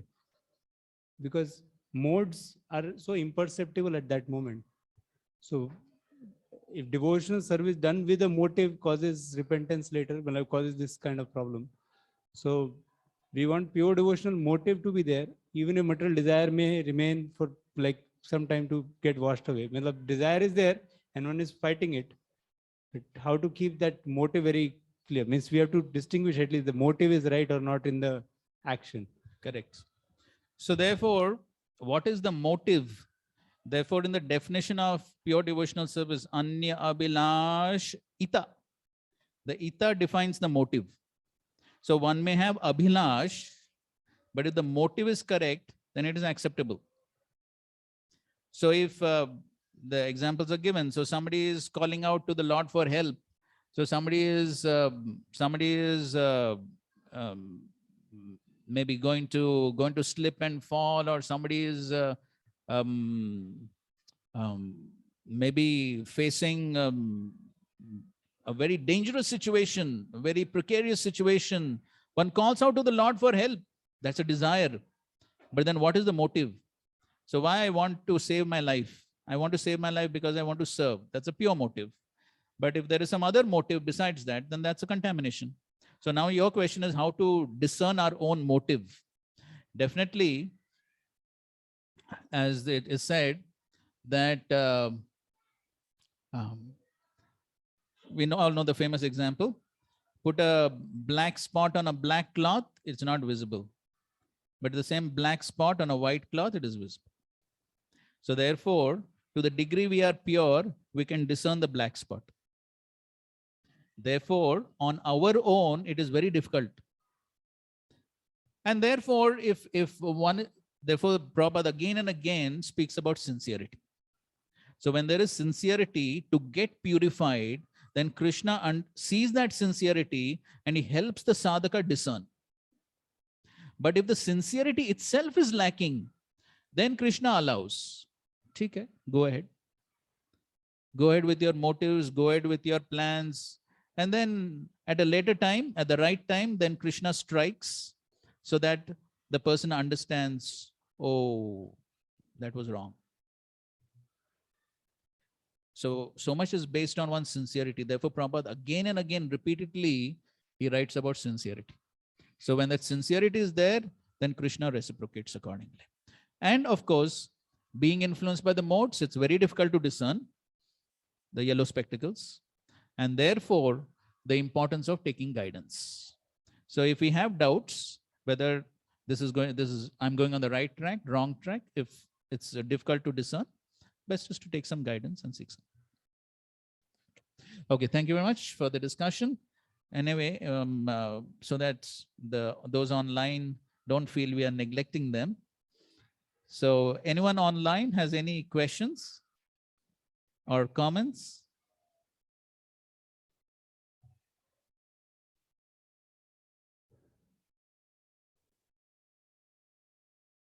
Okay, fine. So we're going to the last section of the chapter where there is not much philosophical discussion, but it is just the description of how Dhruva Maharaj comes back to his father's palace and what happens there. So we will just read the translations now rapidly. So every devotee can read two translations and we will proceed ahead. If there is some discussion in between, we will discuss. Okay, so we'll begin with Daujinadapur. So this is text 37. When King Uttanpad heard that his son Dhruva was Maybe this coming volume can be raised a little bit because there's a lot of noise. Hare Krishna. When King Uttanpad heard that his son Dhruva was coming back home, as if coming back to life after death, he could not put his faith in this message, for he was doubtful of how it could happen. He considered himself the most wretched, and therefore he thought that it was not possible for him to attain such a good fortune. Sloka 38. Although he could not believe the words of the messenger, he had full faith in the word of the great sage Narada. Thus he was greatly overwhelmed by the news, and he immediately offered the messenger a highly valuable necklace in great satisfaction. Then King Uttanapad, being very eager to see the face of his lost son, mounted a chariot drawn by excellent horses and bedecked with golden filigree. Taking with him many learned brahmanas, all the elderly personalities of his families, his officer, his minister, and his immediate friend, he immediately left the city. As he proceeded in this parade, there were auspicious sound of council, kettle drums, flutes, and the chanting of Vedic mantra to indicate all good fortune. Both the queen of King Uttanapa, namely Suniti and Surichi, along with his other son Uttama, appeared in the procession. The queen was seated on a palanquin. So here there's an important point. Prabhupada writes, Suniti, out of her great compassion and due to being the mother of a great Vaishnav, did not hesitate to take the other wife Suruchi and her son Uttama on the same palanquin. That was the greatness of Queen Suniti, the mother of the great Vaishnav Dhruva Maharaj. So there was no envy. Because of this Suruchi, so much trouble, so much problem, everything happened because of Suruchi and her son. But now, no envy, no malice, no anger. She's ready to take both Suruchi and her son together. That is the greatness. Very difficult to practice this, but that is the greatness of Vaishnav. Adveshta sarva bhutanam, no envy. Please continue.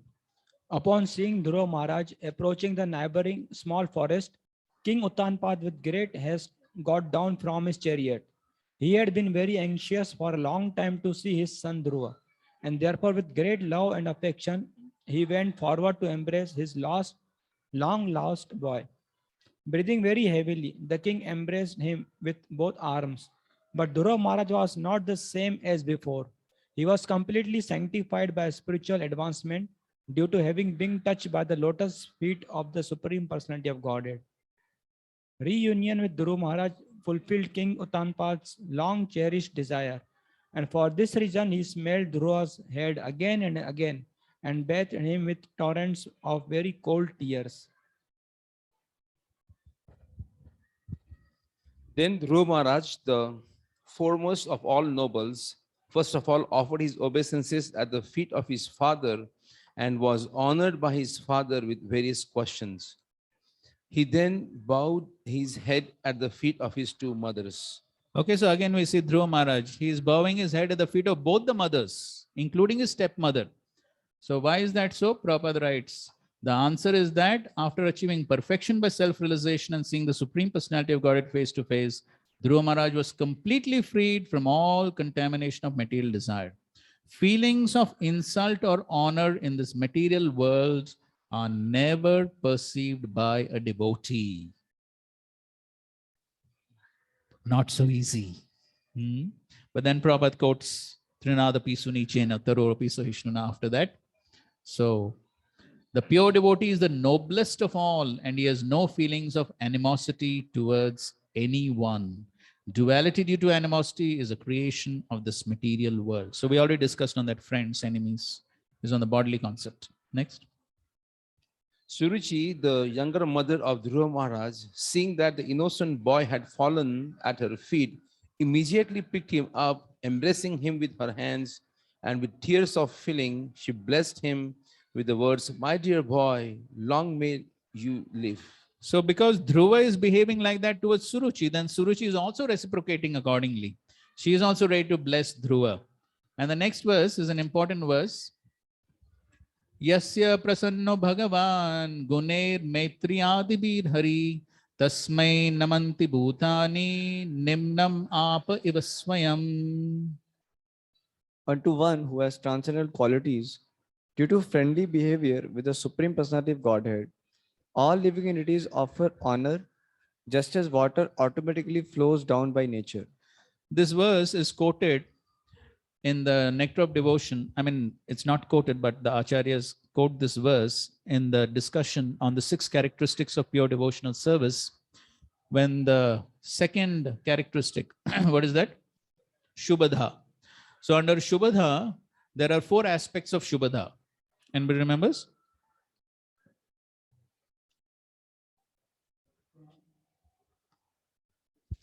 Okay. Sadguna, Sukhada means higher happiness. Sadguna is all the divine qualities come.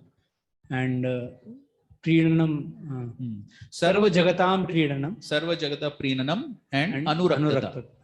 Okay, so the devotee, the pure devotee, Sarva Jagata Prinanam. So he thinks about the entire world because he sees everything and everyone in relationship to the Supreme Lord.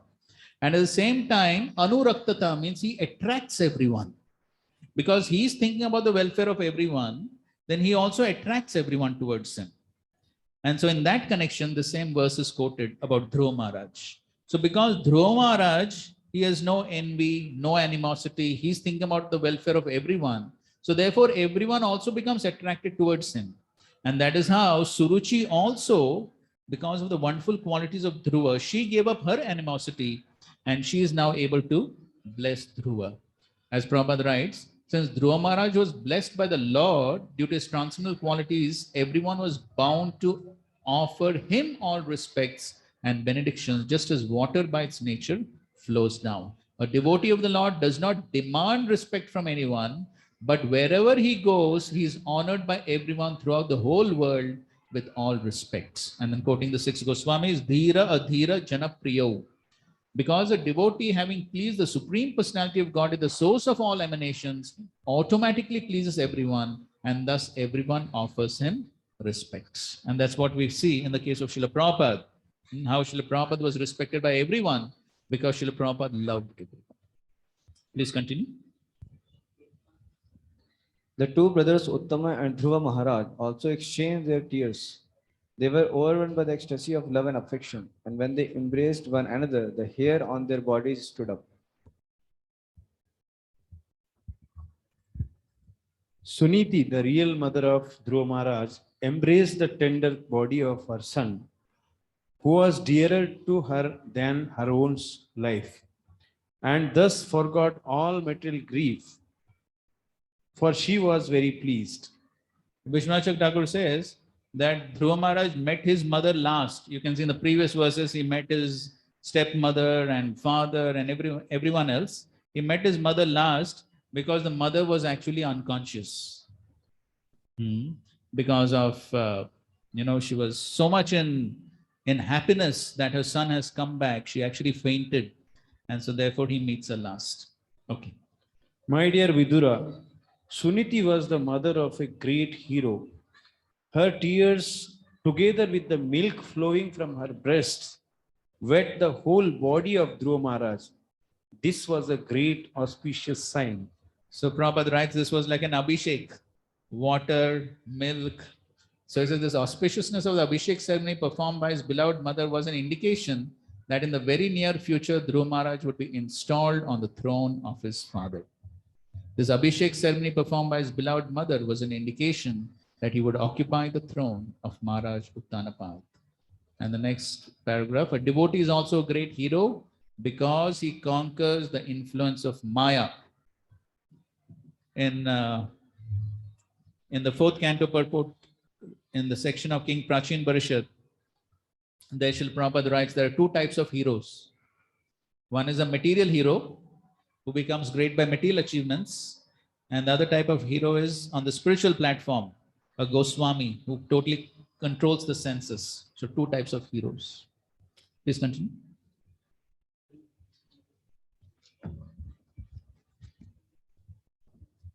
The residents of the palace praise the queen. Dear queen, your beloved son was lost a long time ago, and it is your great fortune that he now has come back. It appears, therefore, that your son will be able to protect you for a very long time and will put an end to all your material pangs. Dear queen, you must have worshipped the Supreme Personality Godhead who delivers his devotees from the greatest danger. Persons who constantly meditate upon him surpass the course of birth and death. This perfection is very difficult to achieve. Here, Srila Prabhupada writes an important point that how at home his mother prayed to the Supreme Lord for his safety and good fortune. In other words, the Lord was worshipped by both mother and son, and both were able to achieve the supreme benediction from the Supreme Lord. That is Sudurjayam. No one can conquer death. So that's very significant. So both were praying, and so therefore both got the benefits. Please continue. The sage Maitreya continued, my dear Vidura, when everyone was thus praising Dhruva Maharaj, the king was very happy, and he had Dhruva and his brothers seated on the back of a she-elephant. Thus he returned to his capital, where he was praised by all classes of men. The whole city was decorated with columns of banana trees containing bunches of fruits and flowers, and betel trees with leaves and branches were seen here and there. There were also many gates set up which were structured to give the appearance of sharks.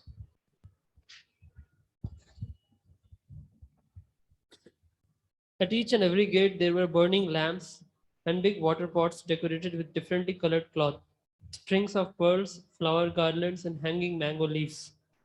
In the capital city, there were many palaces, city gates, and surrounding walls, which were already very, very beautiful. And on this occasion, all of them were decorated with golden ornaments. The domes of the city palaces glittered, as did the domes of the beautiful airplanes which hovered over the city. All the quadrangles, lanes, and streets in the city, and the raised sitting places at the crossings were thoroughly cleansed and sprinkled with sandalwood water.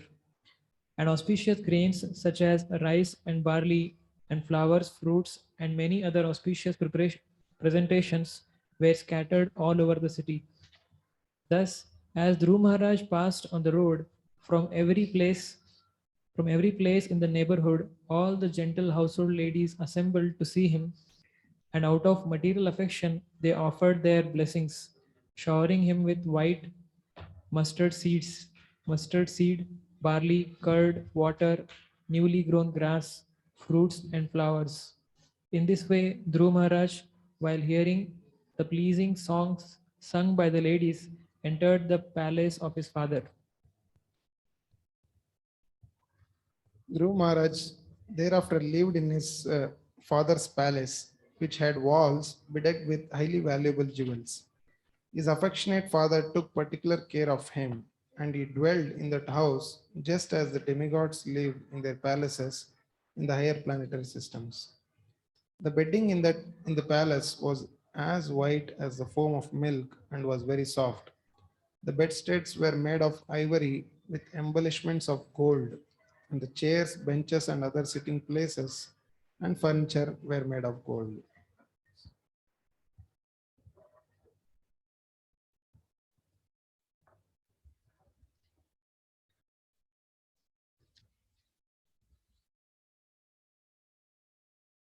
The palace of the king was surrounded by walls made of marble with many engravings made of valuable jewels like sapphires, which depicted beautiful women with shining jewel lamps in their hands. The king's residence was surrounded by gardens wherein there were varieties of trees brought from the heavenly planets. In those trees, there were pairs of sweetly singing birds and almost mad bumblebees, which made a very relishable buzzing sound. There were emerald staircases which led to lakes full of variously colored lotus flowers and lilies, and swans and karandavas, chakravakas, cranes, and similar other valuable birds were visible in those lakes. The saintly king Uttanapad, hearing of the glorious deeds of Dhruva Maharaj and personally seeing also how influential and great he was, felt very satisfied, for Dhruva's actives were wonderful to the supreme degree. Here, an important statement Prabhupada writes, because of his spiritual qualifications, he became very popular among the citizens. He must have performed many wonderful activities by the grace of the Lord. No one is more satisfied than the father of a person who's credited with glorious activities. Okay, so also we find in the instructions of the Lord to Prithu Maharaj, he says that by actually performing devotional service according to the instructions of the previous acharyas, one can actually satisfy all the citizens. So actually, because the Lord is satisfied, then everyone becomes satisfied. So therefore, it is actually by spiritual qualifications one can satisfy everyone. Please continue. When after concentration, King Uttanapad saw that Dhruva Maharaj was suitably mature to take charge of the kingdom, and that his ministers were agreeable and the citizens were also very fond of him. He enthroned Dhruva as the emperor of this planet. Okay, an important point. Although it is misconceived that formerly the monarchical government was autocratic, from the description of this verse it appears that not only was King Uttanapad the Rajrishi, but before installing his beloved son Dhruva on the throne of the empire of the world, he consulted his ministerial officers, considered the opinion of the public, and also personally examined Dhruva's character. Then the king installed him on the throne to take charge of the affairs of the world.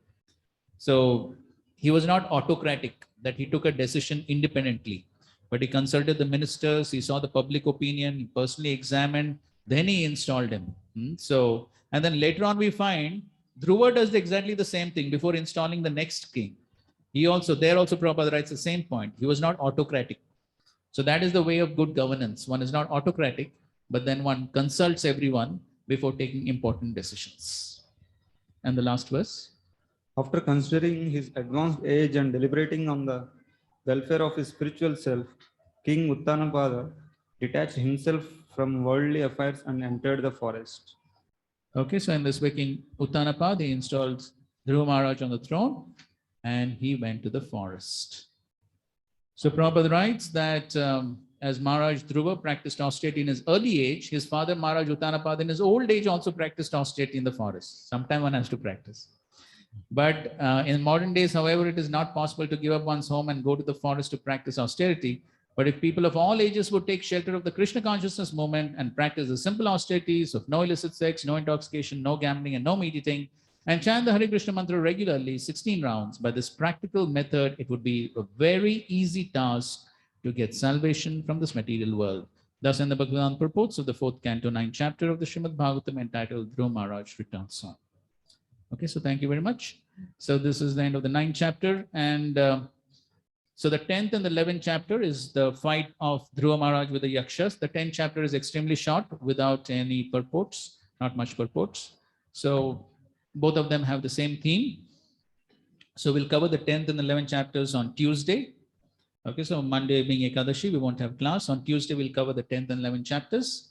And on Wednesday and Thursday, we'll be covering the 11th and the 12th chapters. That's how we'll proceed. Thank you all very much. Granadhara Srimad Bhagavatam ki jai, Srila Prabhupada ki jai, Samved Gaur Bhakta Vrinda ki jai.